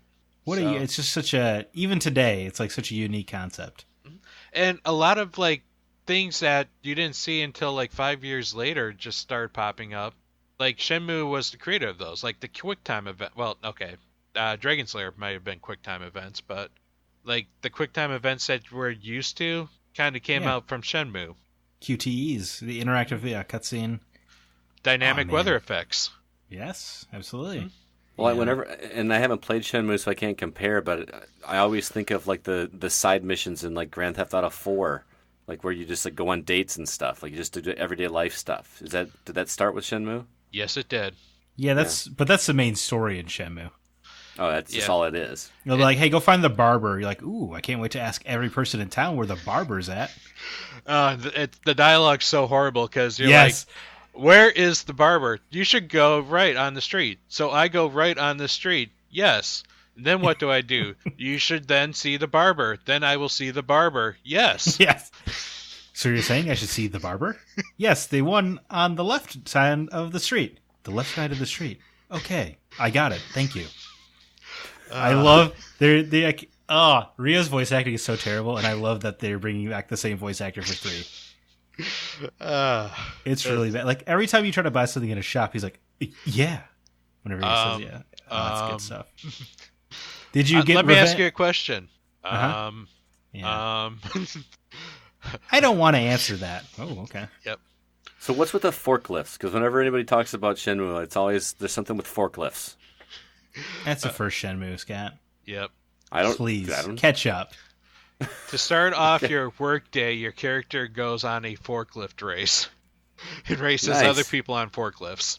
Yep. It's all about you got to save money, Scott. Yep. That's actually what these games tend to be. It's like, in able to get to the next destination, you need to make some money first. Just like life. Yep. Avenging your father's death ain't cheap. No, it's not. And now you can say the name Lan-D dramatically. It's Lan-D. Lan-D. Love it. I'm looking for Lan-D. He killed my father. It's the only time Rio gets mad. And even then, he's just like, it's Lan-D. Like, he's still not even mad. Yep. It's so bad, but it's so great at the same time. Yeah. Well, it's a shame because I think the actual story is like really good. It's just poorly told. Mm-hmm. I love it. Interesting. What about you, Zach? Oh, yeah. When I was on my sabbatical, I played through Batman Arkham City. I don't know if you saw my Twitter thread. I did. It was extensive. But man, they really made the perfect video game back in 2011. I know I mentioned a few times on the show that I always say like pound for pound, Arkham City is the best gameplay in any game ever. Man, that's true. Boy, that combat system is impeccable. I'm like going after all the Riddler challenges again. I'm doing the challenge maps again. I have sunk a significant amount of time into Batman Arkham City here 8 years later. And I have the Arkham collection on Xbox. I should just go back and do that. I've been wanting to go back and play Asylum again because I played that like the first week it came out and have never gone back to it again. Maybe I should just jump into City and see what you're talking about because it didn't strike my fancy right away, but everyone just raves about it. So it's impeccable. It's go check out my good. Twitter thread, guys. All right, I went into detail. I'm thinking about doing a write up. Go cast Zack. Yes, Your Go handle? cast Yes. Zack. Yes. I also played an old game this week too. I was sitting at my school. I volunteered to go sit at registration for 12 hours one day and help families get checked in. And I had my laptop there, and I just realized, you know what? I've got Steam on here, and Plants vs. Zombies is on there. And I didn't even remember I owned it on PC, so I installed it quick and played through some of that, and then had so much fun. I went back home and played through and finished the whole first world, and that game's still good, guys, if you're an OCD creature like I am. I find that because I've played through the game so much, it's not even so much about keeping the zombies at bay, at least in the first world, because it's very easy in that first world. I am more concerned with making sure I have a symmetrical line of sunflowers and plants, and like that's what I'm more concerned with. Like, oh man, I will literally uproot a plant if I place it in the wrong spot or whatever. Scott's garden has to be impeccable. Yeah. I'm the same way in Plants vs. Zombies. It's like a row of sunflowers, and I'll do like a pea shooter every other row, and then I'll do 2 of the chompers. I have like a whole system. See, I don't even. Once you get into the later ones, you have to do that for sure because you just can't afford to do exactly what you want to do.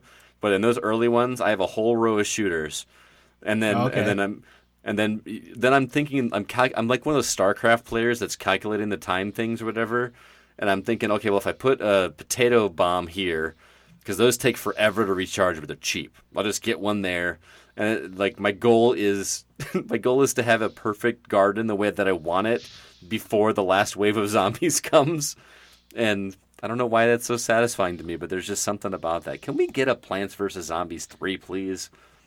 It's not a microtransaction one like 2 was. Yes, that's not a disaster like 2 was. Yeah. Yes. I'd like to jump back into it. I hit the night one and I just stopped, not because I wasn't having fun. I was just tired. But man, that's such a brilliant concept that on paper probably wouldn't work, but it works in this game so well. And it was my introduction to tower defense. The first tower defense game I'd ever played. You convinced me, Scott. I just downloaded Plants vs. Zombie on my phone. Did you? How much is it? I mean, it's free. Oh, is it? Yeah. The first one is free? Yeah. Free. Oh, well, that's the way to play it. I'm just going to go back and do that then. There you go, man. Time to download Plants vs. Zombies. Yeah, good call. Well, guess what, guys? That is going to do it for this episode of The Gaming Outsider. Patrick, thank you so much for being our guest this week, man. Oh, thanks for having me. This has always been a lot of fun. I love talking video games. I love just meeting other gamers. Finally get to talk to Zack again. He's a cool guy. Oh, thanks, man. You're pretty cool, too. Thanks for coming on. Thanks. Can't wait to meet you. Maybe. You get to meet him in person on September 21st. Exactly. So. I'll be taking your ticket. Exactly. I don't need a ticket. Where can our listeners follow you in your work? Well, we are anywhere where you can consume podcasts. Spotify, iTunes, Google Play. And you can find us at EXP Cast, a video game podcast. So, awesome, man. Yep. Thanks again, Zack. Any parting words or recommendations for the listeners? They're making a Matrix 4. Yeah. We had to rein Zack in before we started recording the podcast because he just found out that there's a Matrix 4 happening seconds before we started recording. We had to calm him down. I was just about jumping out of my seat with Keanu Reeves and Carrie-Anne Moss coming back and Lana Wachowski coming back to work on it too. You couldn't have asked for a better situation. Sorry, I was very excited. I'm very excited still. I might go watch The Matrix after this. You know what? I have it on 4K. I have yet to watch it on 4K. I need to remedy that as soon as possible. So, good call. Well, thanks so much, everybody, for listening. Please be sure to email us if you have any questions or concerns. Our address is feedback@thegamingoutsider.com. Until next week, I'm Scott Clark with Zack Parkerson and Patrick Klein from the EXP Cast, and we are The Gaming Outsider. And remember, there's no such thing as a bad game, just games that aren't for you.